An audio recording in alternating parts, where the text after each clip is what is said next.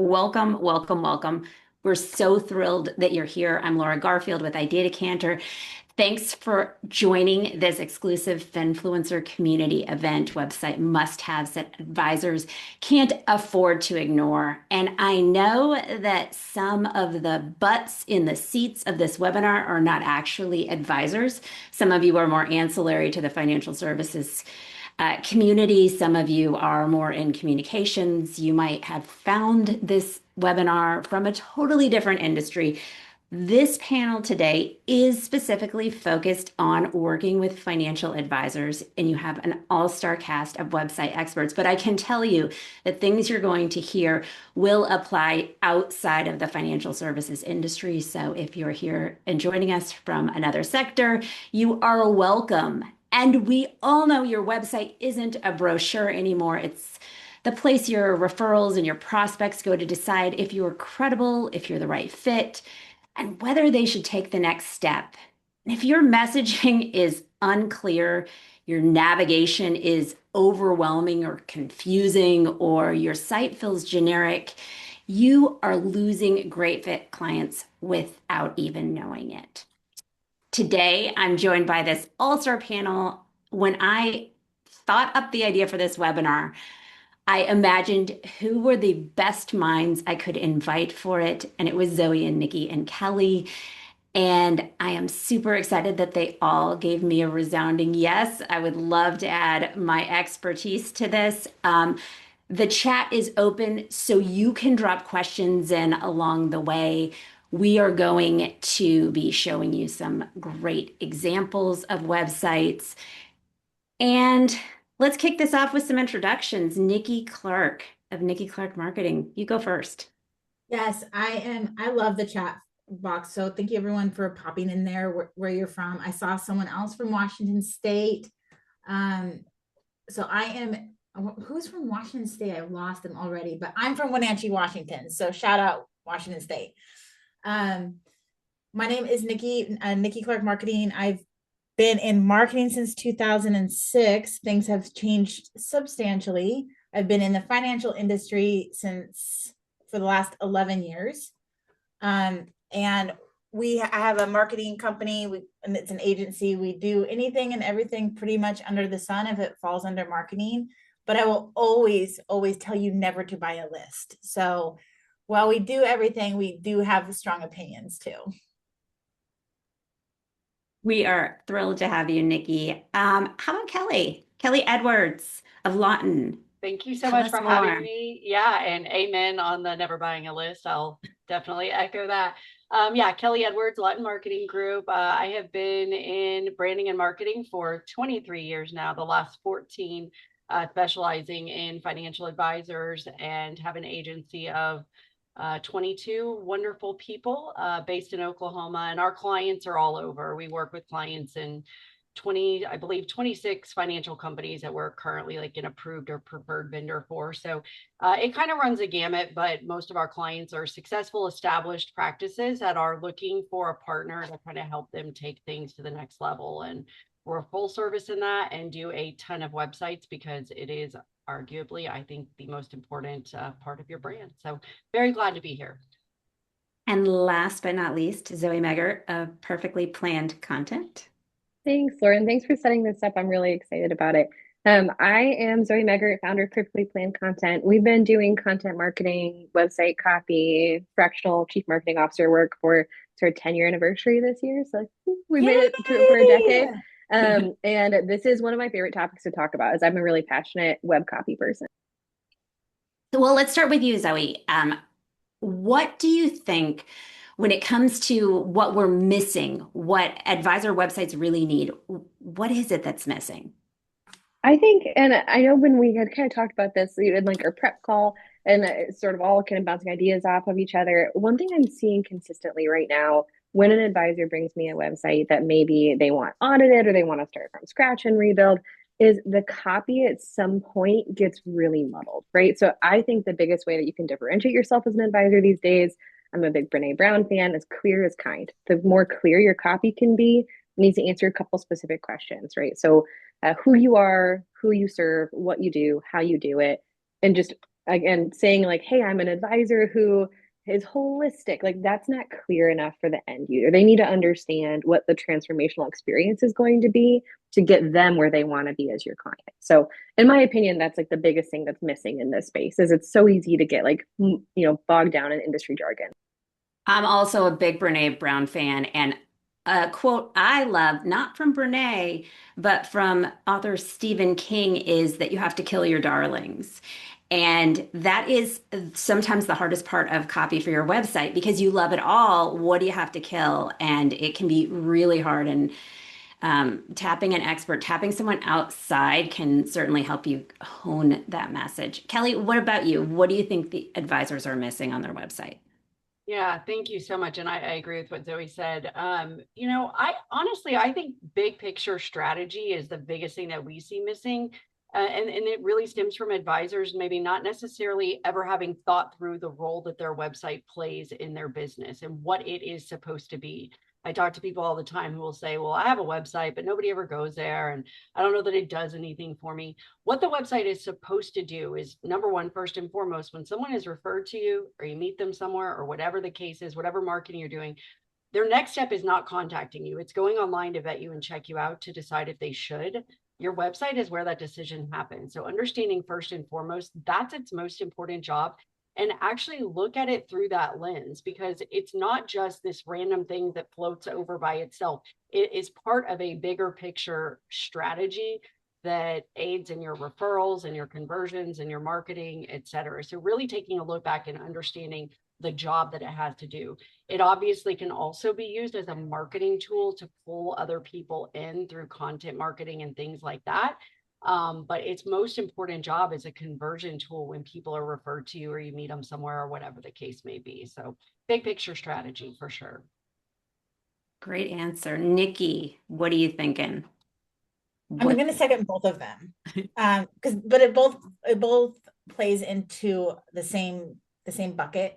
So, my biggest thing that, when advisors have a website and they want to work on copy, sometimes they're too close to it and they forget that we're writing for the target audience. We're not writing for your peers, unless your peers are your target audience. So what is the bigger strategy, right? Like, who are you really targeting and what do you want them to do? And that's how you need to structure copy for that. And I just see that one, it can be overwhelming, right? So you just phone it in, base it, and looked at what everyone else is doing. Or you're using a company and they just generate the content for you, which is fine. Like, everything, you have to have stages in your journey here of creating a website.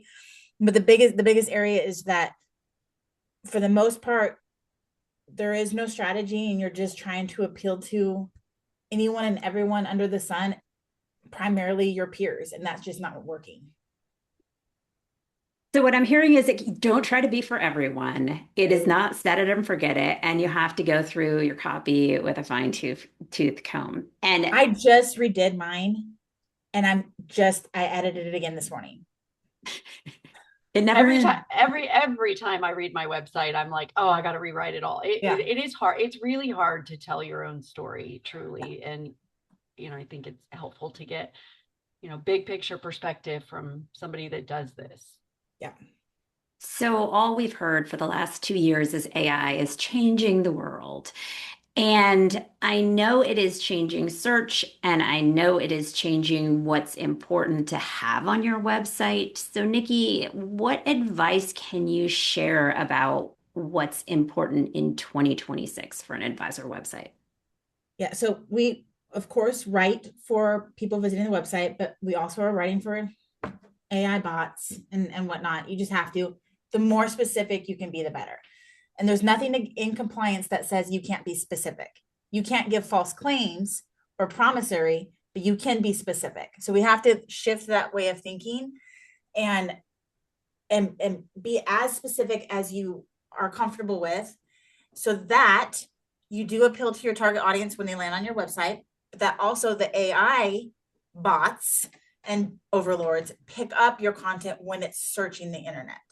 So you have to think about both of those aspects for it. The part about AI that I really like is that it's listening to human sentiment for right now until they take over the world, but they're listening to how people are preferring to consume content. And so the content that's relational is what's showing up. The content that really does help solve pain points and is unique shows up, which is why I heavily vouch for schema markup, which is something super techy. Basically, it's SEO stuff. FAQ pages. The about page is really important. So yes, AI is here. It's not going anywhere, but we can use it to our advantage. Kelly, are you seeing things? I know you guys build websites nonstop. Are you seeing things in 2026 that you didn't see even a year ago? Yes, for sure. The FAQ, I'll echo totally. Schema and FAQ pages are really important and they're working really well in ranking, especially in AI right now, with the FAQ pages. But the big thing that we've continued to see over the last several years is just honestly an increase in less is more. I know, less is more as a general rule, but we are busy. Our society is busy. We're all busy and busier and busier. And the more technology that comes out, the more things we have coming our way all the time. And so just keeping that in mind that, when people are on your website, they're not going to go there and spend 30 minutes reading and digesting it. They're not going to do that. So you've got to keep things high level focused and really focus on the things that are the most important. What do they need to do when they come to your website and they're there to vet you and check you out? What do they want to know? They want to know who you are. They want to know how you help. You know what I mean? So just organizing things. I'm just going to screen share for 2 seconds. Organizing things really easily where people can find the stuff they're looking for and you don't have overwhelming long drop down menus and things like that. It's just simple, right?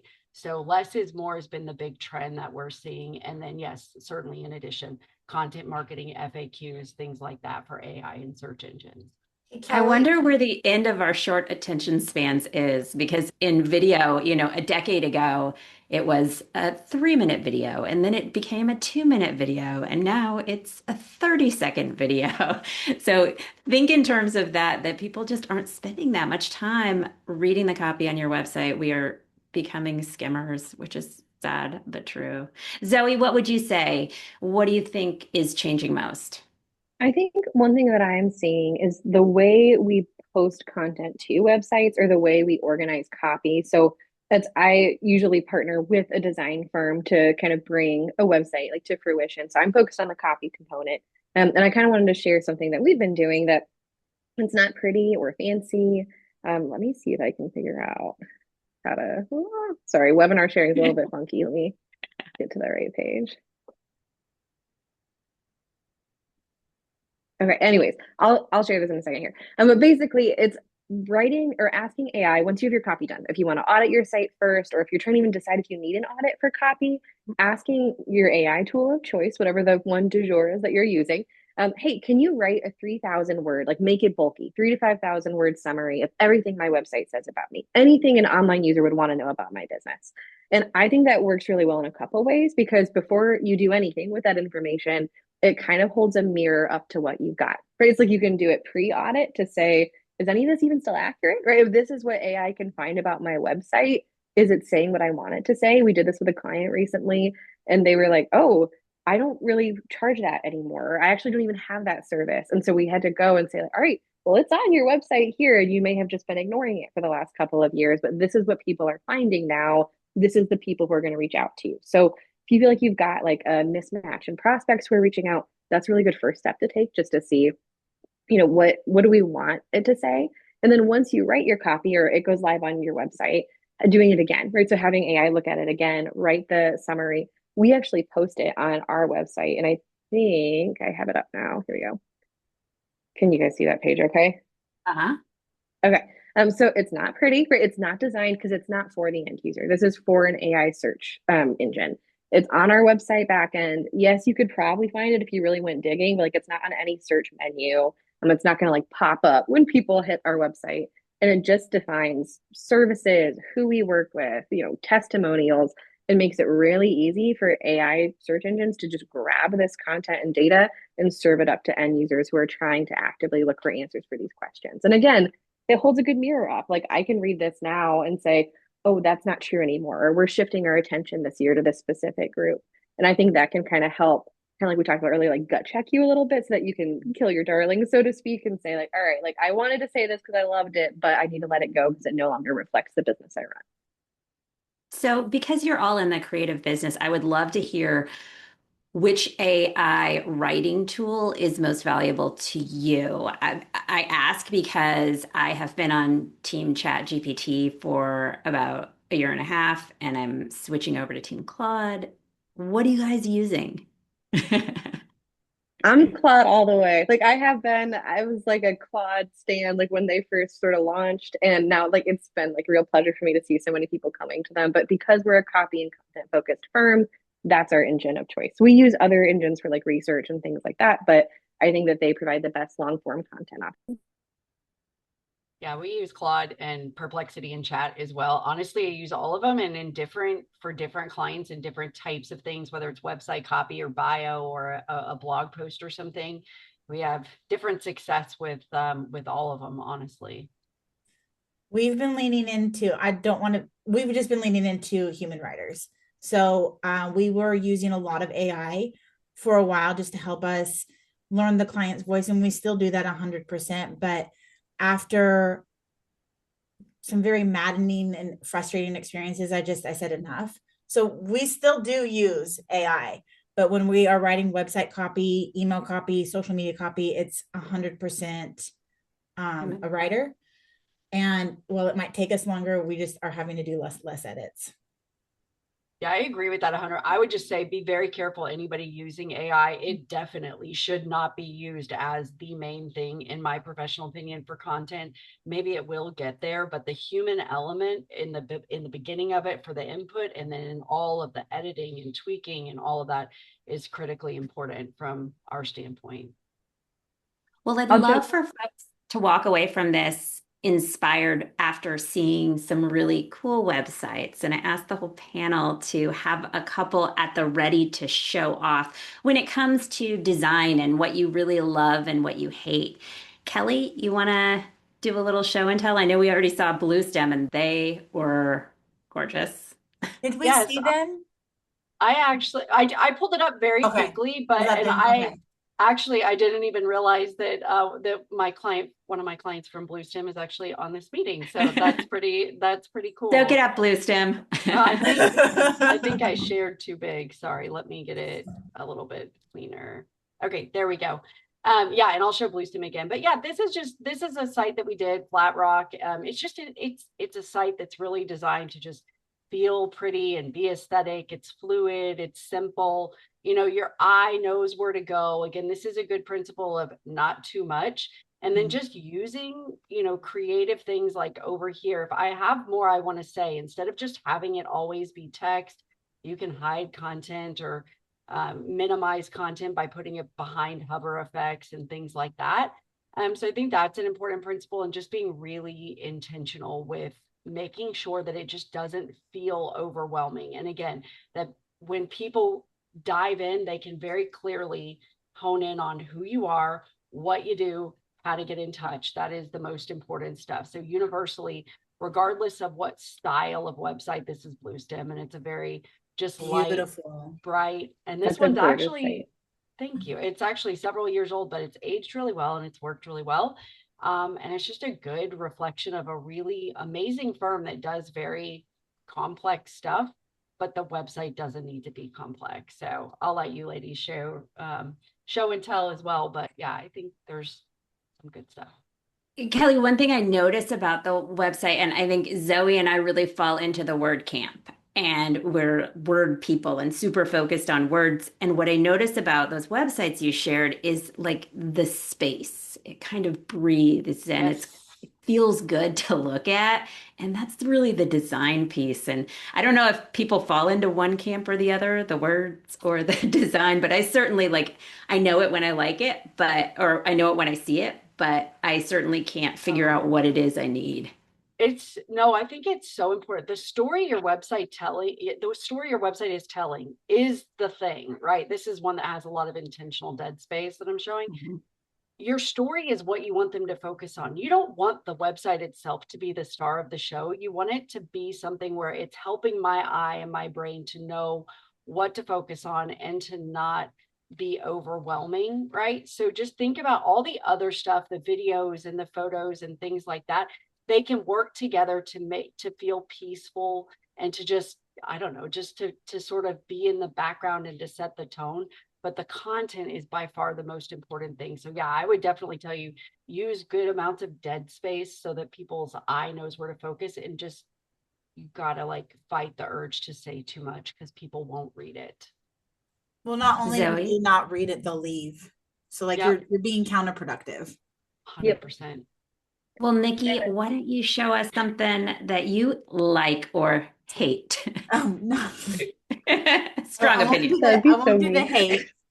So we have a strict confidentiality agreement with our clients that we won't promote their stuff or show it on webinars unless they've come out and said it. So I'm not going to be showing any of our clients, but I did want to show a couple of my favorites because they are so unique and different. And these are done by Colton, right? Yeah, Colton Etherington, I think that's how you say his last name. And I just love all of the sites that he puts together because they're unique, they're different, they're fun. Once again, they're in compliant. He doesn't get in trouble. His advisors and his clients don't get in trouble, and you can have fun and be unique with these. Another one I like is Laurel Oak, which Kelly, Laurel Oak kind of reminds me of a couple that you showed, that you did. And you'll see again, there's like a lot of white space. There's a lot of places for your eyes just to fall, and it's easy. Like, look at this. There's nothing here. We don't have to fill this. Like, that's okay. And then another one is shout out Purse Strings. They just redid theirs, and it's fun. Now it's not an advisor website, but it's still fun, right? Like they had fun with it. That you see some animations going on. So I really just recommend you lean in to your unique personality and enjoy it, and don't feel like you have to fill every little space with something. Yeah. I love that purse strings site. Zoe, what about you? What do you love, hate to see on a website? I think a couple things. So the examples that I came up with are I can have two like different ideas, right? So we'll start here. Um, I love like some just modern like animation in a website these days. And again, like even though I'm a words person, like I feel like you can incorporate a lot without it looking word heavy. So like this is a client of ours. Their website's gorgeous. A lot of this is B-roll footage, but like the images of her and her like this is the advisor right here front and center. It's like these are candids. I love that on a website because it like shows her personality. But again, lots of white space, lots of room to breathe. I also love case studies. Like I think that case studies have a similar function as an FAQ on a website, and can really pull people into like we're big story brand proponents. So pulls them into a story. They can see themselves in your website a little bit more. I also wanted to pull up this one because again, just for communication standpoint, like I love the copy here. Just it's super clear exactly who they work with, exactly what they do, and like exactly where you can find them. And then this is their team. So again, it's not stocky, but it's a super clear communication website. And then we also just pulled up our website for this is like a local image to us. So I'm based in the Ozarks. This is like an Ozark hiking point. And there's a lot of like blank space, but it's not necessarily like white space because we love color. Like we're our brand voice or brand palette is really green. And so that's an option too when it comes to design. Like you can have room and still promote like a local recognizable landmark or something kind of fun and meaningful to you, without it feeling like overkill when you're doing design. Well, to quickly hit the Q&A or the chat rather, we have a question, someone asking for feedback on their website. So any of the experts grab that website and we will definitely follow up with you there. Nikki, specifically for you, why would a client not want their website showcased? That's a good one. Yeah. So we sign confidentiality agreements when we start working with our clients for many, many reasons. We are all our company does a lot of back end work and CRM work. So we are privy to client information as well. And a lot of their compliance departments just kind of want to lock it all down. So yes, I agree. Like, wouldn't they want their website to be shown? Absolutely. It's it has a lot to do with our full agreement that we have with them. So we aren't just building websites. We are usually a CMO for them. So I hope that answers that question. I would love for everyone in the room to be able to walk away with something that they can do right now. So I want to challenge all the panelists. Give me a nugget. Give me something practical, approachable that will make a difference in my website. And Zoe, I'm going to put you on the spot first. Oh boy. Okay, I think something practical for like a quick fix to your website is I don't think you have to redo everything all the time, right? I mean, don't get me wrong, I love a website project. I love design. I love refreshes. I promote them for my clients like once every couple of years just because I think it's important to stay modern. But if you're gonna go away today and fix something immediately, make it your above the fold section on your homepage. That's the first 2 seconds that you have to grab someone's attention, and don't be afraid to play with it. There's no rules saying you have to leave that up there as a static text block, right? You can change it as frequently as you want.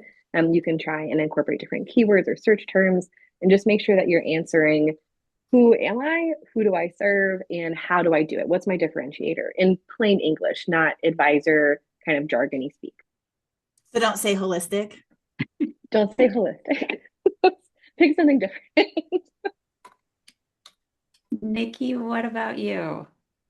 Sorry, I got a little snippy and I forgot what the question was. I definitely second what Zoe said. And then after that, spend a lot of time on your about section. So you want them, when they land on the website, you want them to stay. And that's the homepage. They're going to go to the about section, and that's where you convert them. That's where they build the connection. That's who they see that they're going to possibly be working with. And that's who they're going to decide, I like them. They feel safe. I'm going to schedule a meeting with them. Make sure you spend a lot of time on your about section. Kelly, last word. I agree with that. You know, less is more, as I said earlier. One big exception to that is your bio, by the way. Like, bio needs to be well organized, but more is more there. People are there to vet you and check you out. So don't feel like sometimes people fear talking, well, I don't want to just make it all about me. No, they're there to vet you. So you do actually need to make it all about you. That doesn't mean you can't spin it to be in the what's in it for me and how you're the hero or how your client is the hero in StoryBrain terms and all that.